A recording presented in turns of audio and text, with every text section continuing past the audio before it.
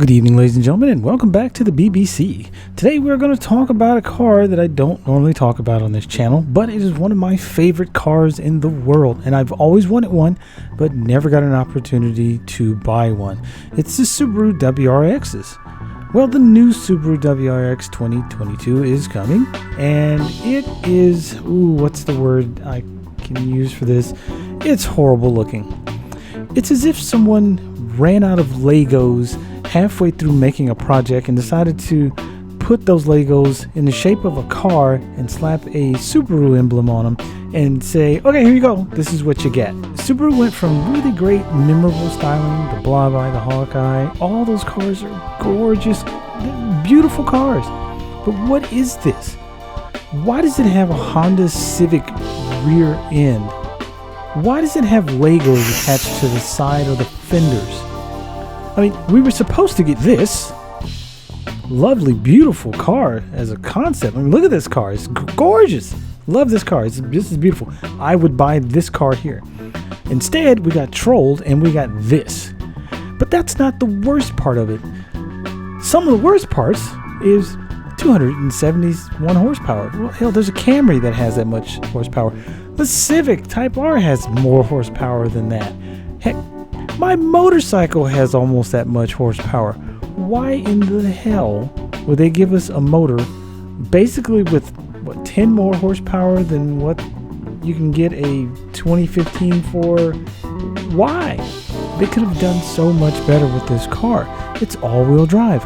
Why not make it a 400 horsepower all-wheel drive WRX? What? With a 6-speed manual or a 7-speed manual transmission. Now you will get a 6-speed manual with the base model, but if you want all the Recaros and all the goodies, you gotta go with a CVT transmission.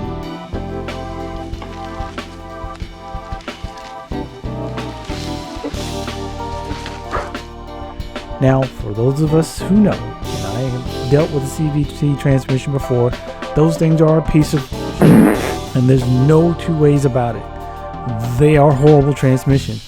But Subaru, using fancy words to tell you that it's some other type of transmission so that you don't realize that it's a CVT, is trolling you. This is a horrible idea from Subaru. And I think they dropped the ball on a car that could have been a world beater once again. And there's a market for this car. And there's been a market for this car for over 2 decades. And then they do this. Don't get me wrong. It does have some nice features to it. But why would you troll loyal Subaru owners who want to buy these cars?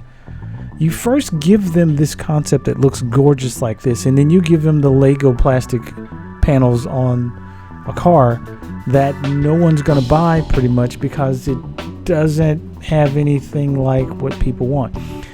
Subaru should have been smart enough to say, we'll give Recaro seats and all the upgrades on all the models that come out on this car without you having to pay extra to get a CVT transmission just to get Recaro seats and upgraded parts on the car. It's ridiculous. And there's no reason for Subaru to have made this car this way. I understand that they're trying to do whatever, but why do they give us a Crosstrek with Legos attached to the fenders? That's not what people are asking for. Now, I really was excited about purchasing one of these cars. That was kind of my little hidden V8 muscle car guy secret, was I was going to end up purchasing one of these cars. But now I'm like, no, I'm not going to do it. There's no way that I would buy this car this way. I'm probably going to go and find myself, if I can find a Hawkeye,